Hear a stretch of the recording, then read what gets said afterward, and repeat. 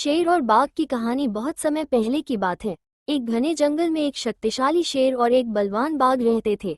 दोनों ही अपने अपने क्षेत्र के राजा माने जाते थे और दोनों को अपनी ताकत पर बहुत घमंड था।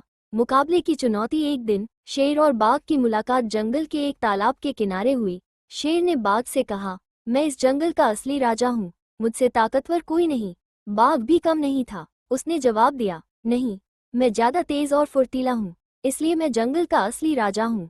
इस बहस ने जल्दी ही एक मुकाबले का रूप ले लिया। दोनों ने तय किया कि जो भी जीत जाएगा वही जंगल का असली राजा कहलाएगा। बुद्धिमान लोमड़ी की चाल। जब जंगल के अन्य जानवरों को इस मुकाबले की खबर लगी तो वे डर गए। अगर शेर और बाघ आपस में लड़ेंगे तो पूरे जंगल में अशांति फैल जाएगी। तभी एक चतुर लोमड़ी को एक उपाय सूझा।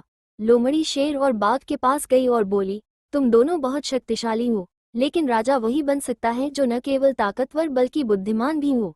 मैं तुम्हें एक परीक्षा देती हूँ, जो जंगल के सभी जानवरों की मदद करेगा और उन्हें सुरक्षित रखेगा वही सच्चा राजा होगा।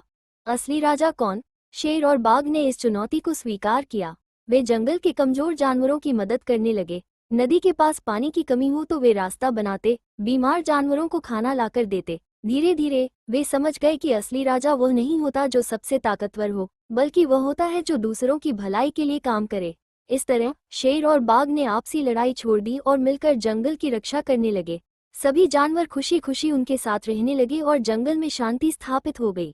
सीख। ताकत से ज्यादा जरूरी है बुद्धि और दयालुता। असली राजा वह होता है जो दूसरों की भलाई के लिए काम करे, न कि केवल अपनी ताकत दिखाने के लिए।